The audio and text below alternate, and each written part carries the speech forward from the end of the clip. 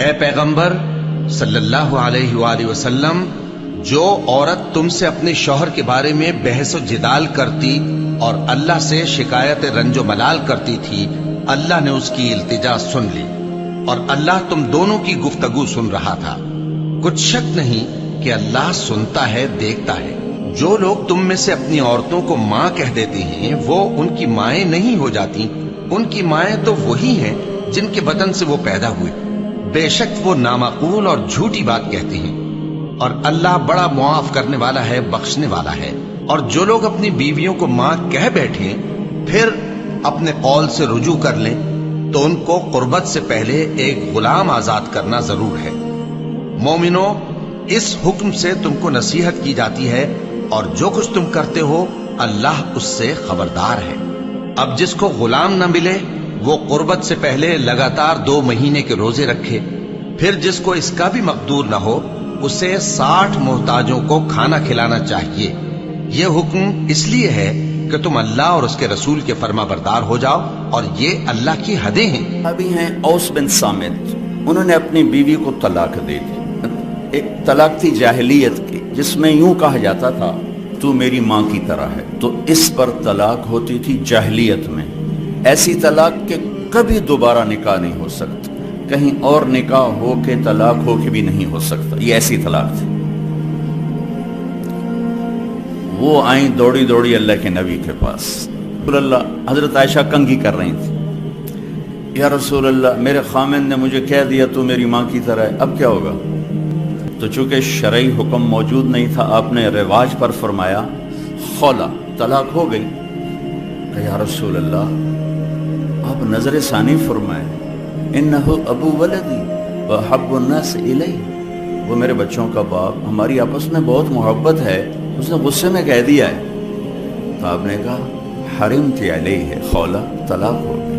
ان کا یا رسول اللہ اکل مالی وافنا شبابی ونثرت له بطنی وتفرق اہلی، یا رسول اللہ میرا بڑھاپا آ چکا ہے، میرے ماں باپ مر چکے ہیں، میرے چھوٹے چھوٹے بچے ہیں، میری جوانی ختم ہو چکی ہے، مال میرے پاس کوئی نہیں، اگر یہ طلاق ہوتی تو میں کہاں بیٹھوں، مجھے کون سہارا دے گا؟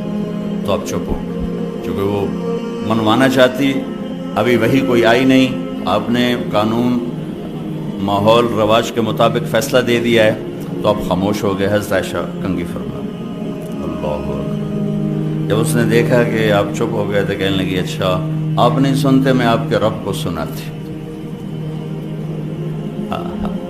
کبھی ہم بھی تم میں بھی چاہت، کبھی ہم بھی تم میں بھی راحت، کبھی ہم بھی تم بھی تھے آشنا، تمہیں یاد ہو کہ نہ یاد ہو۔ کبھی اللہ سے بڑی گھاٹی چھنتی تھی، اللہ کے نبی کہہ رہے ہیں طلاق ہو گئی، وہ کہہ رہی اچھا میں آپ کے رب سے بات کرتی۔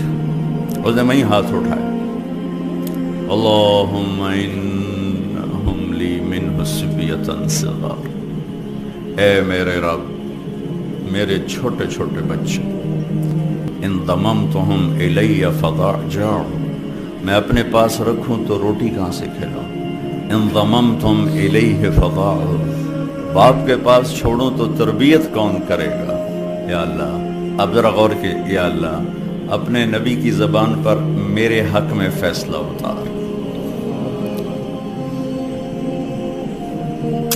یہ نہیں کہا کہ اللہ تو اپنے علم کے مطابق فیصلہ اتار، تو اپنی شریعت کے مطابق فیصلہ اتار۔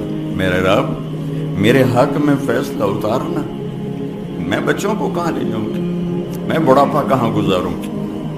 تو ایک دم اللہ کے نبی پر وحی، تو جب وحی آتی تھی اب پسینہ پسینہ اور آنکھیں بند ہو جاتی تھی۔ تو حضرت عائشہ نے کہا خولا خولا چپ کر چپ کر، وحی آ گئی وحی آ گئی۔ خولا نے جب دیکھا تو اور زور سے رونا شروع کر دی، کس بات پر کہ پتہ نہیں میرے حق میں ہے یا میرے خلاف ہے۔